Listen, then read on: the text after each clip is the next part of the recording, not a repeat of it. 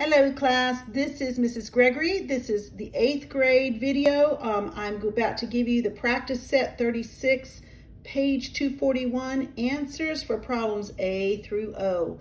Again, if you have not done these, stop this video, work the problems out before you come back and work and see the answers. All right, let's go ahead and look at this. All right, we're learning to multiply and divide integers and terms. That's the plan. So if you haven't had a chance to look at these, here's the problems down here, A through I. All right, take a moment for those of you who don't have books. Look at that, take a picture of it or pause it, and then here on the other side, pull on the other side on the next page, here are J through O. Okay. All right, let's take a moment. Let's go ahead and go through these problems. In the first deal, we have, it says practice set, and we're going to do these. It just says simply simplify. So let me go ahead and pull my book out the way, and let's go ahead and start with A through F. I've got them right here. Hopefully you can see all of them. All right, and let me just kind of go through them. This is negative 12 times a negative 3. Negative times a negative, the signs are the same. We end up with a positive 36. And here we are, a negative 12 times a positive 3. And remember, that positive sign doesn't have to be there, all right? But it is there this time. But a negative and a positive, the signs are different, which means we're going to have a negative 36 this time, all right? C, negative 12 over negative 3. This is a fraction, but a negative over negative, the signs are the same, which means when we're done, we end up with a 4. 12 divided by 3, negative 12 divided by a negative 3 is a positive 4. Okay, D, negative 12 divided by a positive 3, or a fraction of a negative 12 over a positive 3 gives me a negative 4. And looking at E, we have a negative 6 squared, which is the same thing as saying negative 6 times negative 6 gives me a positive 36. I'm hoping you guys are getting these. And F, a negative 1 times a negative 1. Negative 1 squared is a negative 1 times negative 1 gives me a positive 1. All right, let's look at G next. G says negative 3 cubed. Remember that the exponent is cubed, and normally if we have a negative base, which this is our base, our exponent is an odd number, we will end up with a negative number. And so what I did was expand this, negative 3 times negative 3 times negative 3. And then so I went ahead and said negative 3 times negative 3 is a positive 9, but a positive 9 times the negative 3 gives me a negative 27. All right, again, H, we have a negative 2 raised to the positive 4, right? It's a positive 4, it's an even number, and we should end up with an even answer. But I went ahead and expanded negative 2 times negative 2 times negative 2 times negative 2.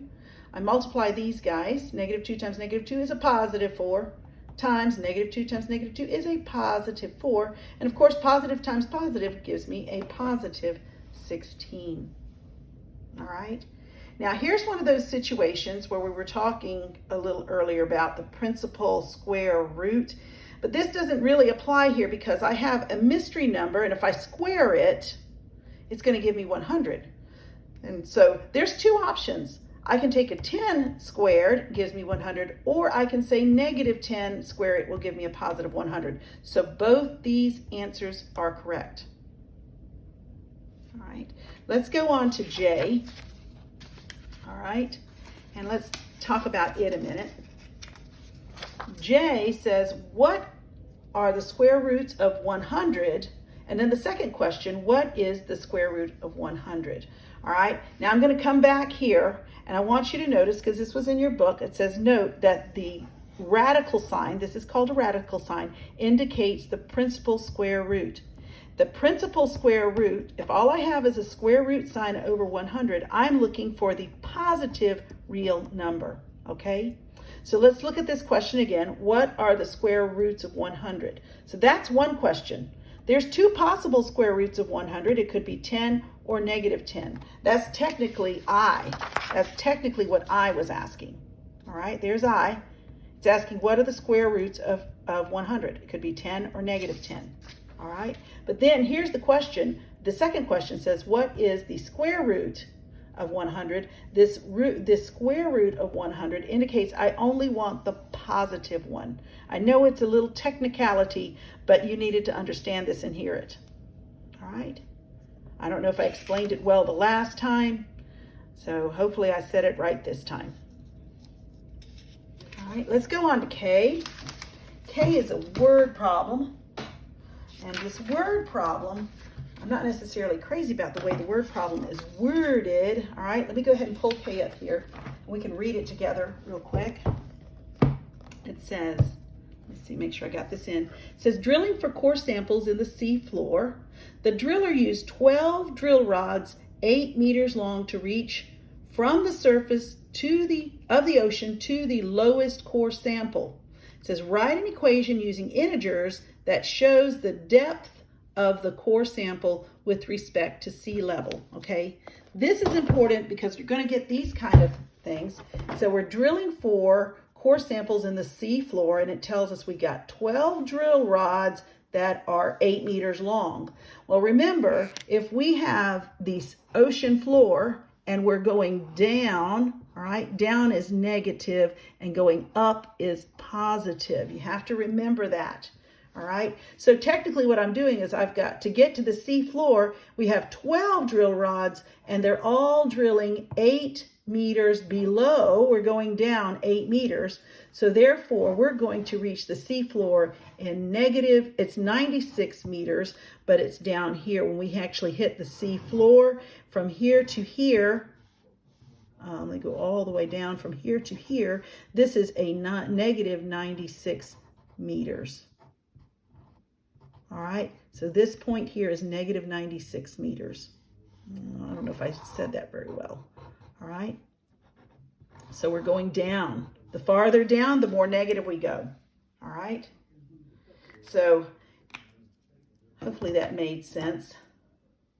All right, let's go on to L and M. L and M says the only thing they say to simplify. So our original problem looks like this. We have a negative 12x y squared z. We're going to multiply that times this term, 3xy. We're multiplying them, okay? And I'm going to say, until we get used to this, all right, some of us can look at it and do it in our heads, but right now, until we get used to this, I want you to write this out. I want you to rearrange so we have like variables next to each other, which is what I did here in this group. All right, so I said negative 12 times 3, x times x, y squared times y, and z. So I have all the elements, all right, all the variables and constants in here, and then I'm going to group them together. And as I group them, I will go ahead and multiply. Negative 12 times 3 is a negative 36. X times x is x squared. All right, I have 1 plus 1. Then y squared plus y is 2 plus 1. So I got 3 of them now, and a z. There's my final answer. Hopefully you got the same thing. If not, hopefully this makes sense to you. Then when we look at M, it's a division problem because it's a fraction. We have negative 12x y squared z all divided by 3xy. All right. So what I mainly did was kind of reset this up as separate fractions. I said negative 12 over 3, x over x times y over 2, that's my y squared, times z. All right. So what happens is negative 12 over 3 reduces to a negative 4 because a negative divided by a positive is negative. X over x becomes a 1.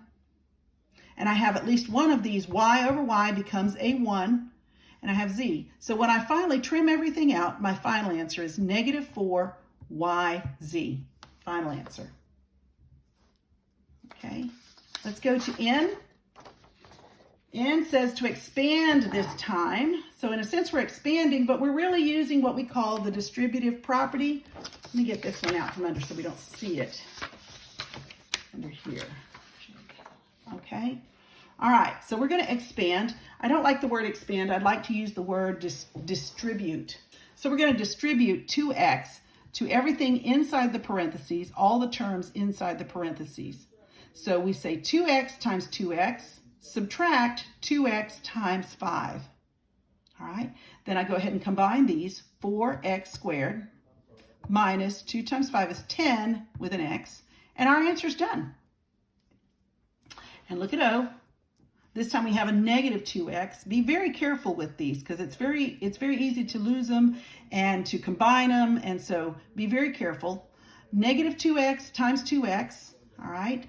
Don't try to do anything yet. Don't try to get to this point yet. Try to do this first. Do this first. Negative minus a negative 2x times 5. All right?